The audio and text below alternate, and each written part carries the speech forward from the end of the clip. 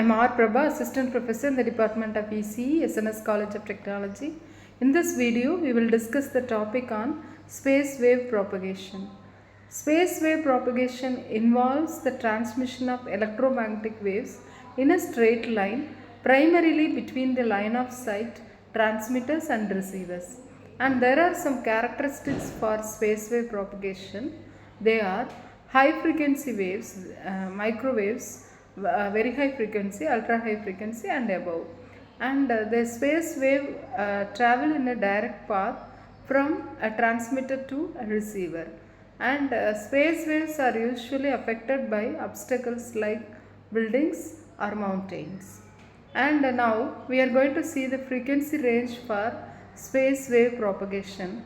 And in the frequency spectrum, space waves typically operate at frequencies above 30 megahertz, and very high frequency range is 30 megahertz to 300 megahertz, and for ultra high frequency it is 300 megahertz to 3 gigahertz, and it also involves in super high frequencies and extremely high frequencies from 3 gigahertz to 300 gigahertz.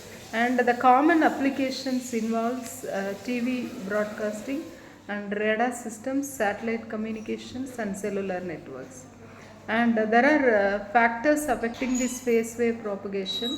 One is the line of sight requires direct visual path between transmitter and receiver. Height of the antennas, increasing antenna height improve the range. And third parameter is obstacle.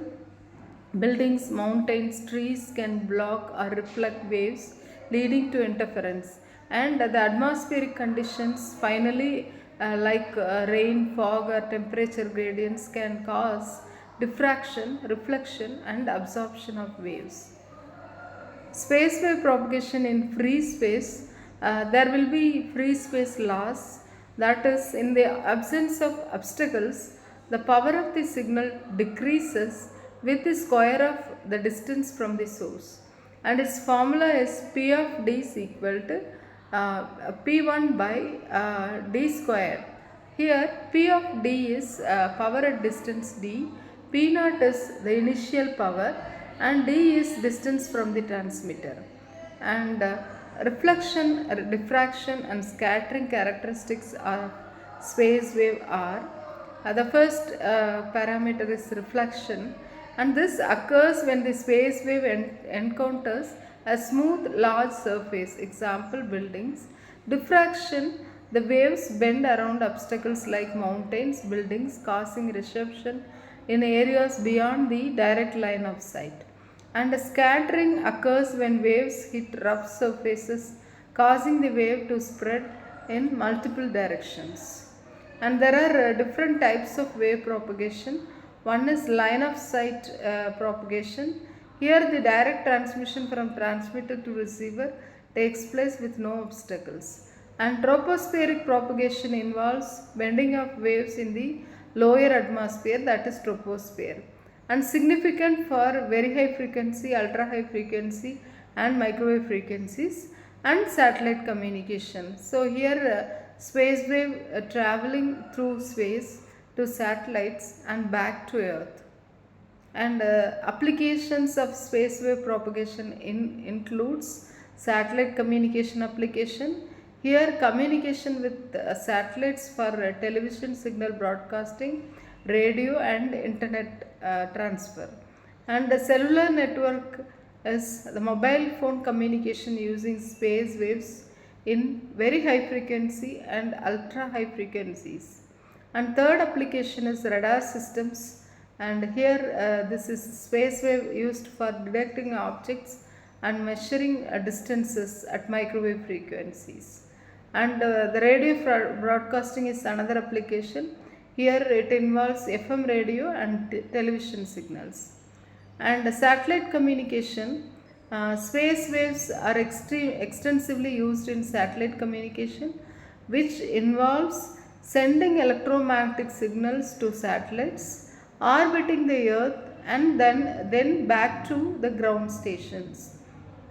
So television broadcasting, direct to home satellite systems like dish TV or cable services broadcast television signals from satellites to receivers on Earth.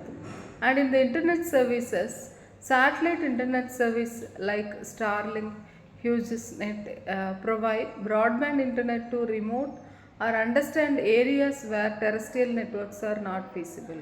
And GPS global positioning system.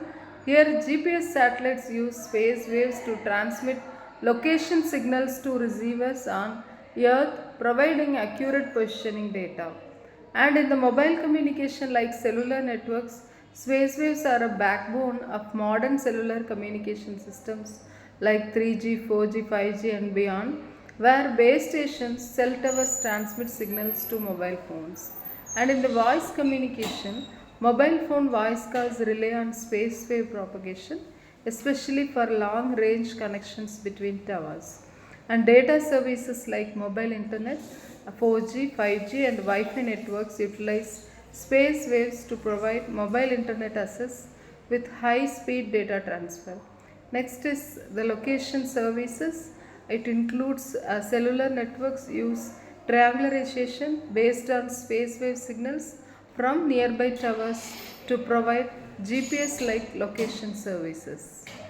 And radio and television broadcasting, here FM radio and television satellites uses space wave propagation for transmitting signal from broadcasting towers to receivers like radios, TVs and mobile devices. Space waves are used for terrestrial broadcasting where the signal is transmitted directly through the air without needing satellites. The key applications are FM radio broadcasting. FM radio stations use very high frequency space waves to transmit high quality audio signals to receivers in vehicles, homes and portable radios. And television broadcasting like terrestrial TV. Traditional television broadcast signals are sent over space waves, that is very high frequency and ultra high frequency, from ground based antennas to TV sets within the line of sight range. Finally, we can conclude space wave propagation is crucial for high frequency communication systems. It works best in line of sight conditions but is affected by factors like obstacles, atmospheric conditions and antenna height. And it is used in various technologies like satellite communication, radar and cellular networks. Now the assessment question: what is the range of frequency at which space wave or tropospheric scatter occurs? There are four options. The answer is ultra high frequency and microwave range. And the second assessment question: the tropospheric scattering occurs at beyond the line of sight. Thank you.